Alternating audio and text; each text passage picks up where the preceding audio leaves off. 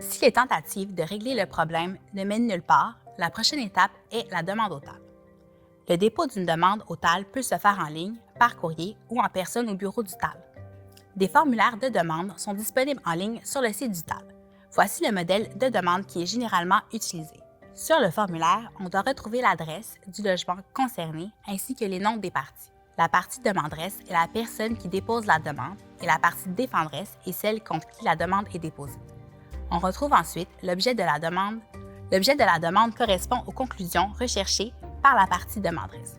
Par exemple, ordonner au locataire de réparer la porte d'entrée ou encore condamner le locataire au paiement d'une certaine somme à titre de dommages moraux.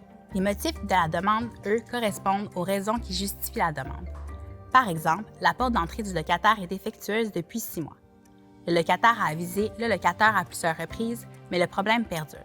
Le locataire vit beaucoup de stress en raison de cette situation. Bien sûr, la demande doit être datée et signée.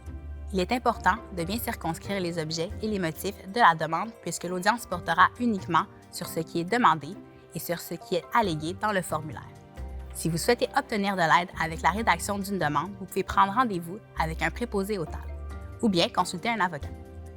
Le dépôt de la demande entraîne généralement des frais qui peuvent varier entre 56 et 87 et qui pourront ou non être remboursés par la partie défenderesse dépendamment des circonstances. Une fois que la demande est déposée, un dossier sera ouvert. Après le dépôt de la demande, certaines actions doivent être faites pour que le dossier reste ouvert. Premièrement, la partie demanderesse doit envoyer à la partie défenderesse une copie de sa demande ainsi qu'une liste de preuves qu'elle a l'intention de présenter à l'audience. Il est important de garder une preuve de réception. Il peut s'agir d'une preuve de réception d'un courrier recommandé, d'un procès verbal d'huissier, d'un accusé de réception ou de toute autre documentation attestant la réception. Ensuite, dans les 45 jours suivant le dépôt de la demande, la partie demanderesse doit déposer la liste des preuves ainsi que la preuve de réception dans le dossier du TAL. À moins de situations exceptionnelles, aucun autre document ne doit être déposé dans le dossier. Les preuves devront être déposées au tribunal au moment de l'audience. Une fois toutes ces étapes complétées, il ne vous reste plus qu'à attendre d'être convoqué en audience par le TAL. Lorsque le TAL aura déterminé la date d'audience, toutes les parties recevront un avis d'audience avisant du lieu, de la date et de l'heure de l'audience. Avant le jour de l'audience, il est important de bien préparer son dossier. Une bonne préparation diminuera non seulement votre niveau de stress, mais vous donnera également plus de crédibilité devant le juge. Vous devrez préparer 3 copies de chacune des preuves que vous avez l'intention de présenter. Une pour vous, une pour l'autre partie et une pour le juge.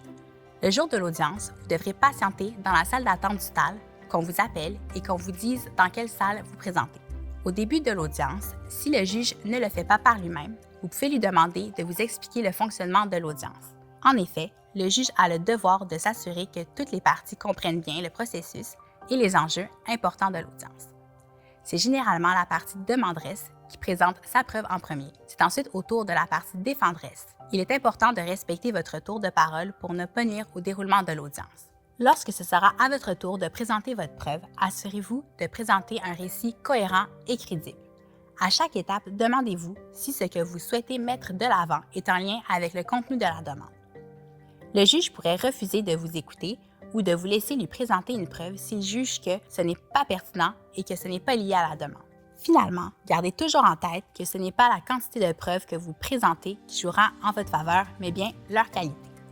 Une fois que les parties auront fini de présenter leurs preuves, le juge analysera le dossier et rendra sa décision par écrit. Aucune décision ne sera rendue le jour de l'audience. Dans sa décision, le juge pourra rejeter la demande dans son entièreté, accueillir la demande dans son entièreté ou accueillir partiellement la demande en y apportant certaines modifications. La décision sera envoyée par la poste à toutes les parties. Elle sera également disponible dans le dossier en ligne accessible sur le site du TAL. Une bonne pratique consiste à consulter régulièrement votre dossier en ligne pour vérifier si une décision a été rendue. Si vous n'êtes pas certain de comprendre la teneur d'une décision, il est important de consulter rapidement un avocat. En effet, si vous souhaitez contester la décision, il faudra le faire dans un délai déterminé allant de 10 jours à 1 mois. Le simple fait de ne pas être d'accord avec la décision ne vous permet pas de la contester. En effet, seules certaines raisons très précises peuvent permettre de contester une décision. Par exemple, vous pourriez contester la décision si pour une raison sérieuse vous avez été empêché de vous présenter à l'audience ou de présenter une preuve déterminante. Il est également possible de contester la décision si le juge a octroyé plus que ce qui était demandé ou encore s'il a fait une erreur de droit dans sa décision. Si vous n'entendez pas contester la décision et que vous souhaitez connaître vos options en lien avec son exécution, consultez un avocat ou communiquez avec le collectif juridique.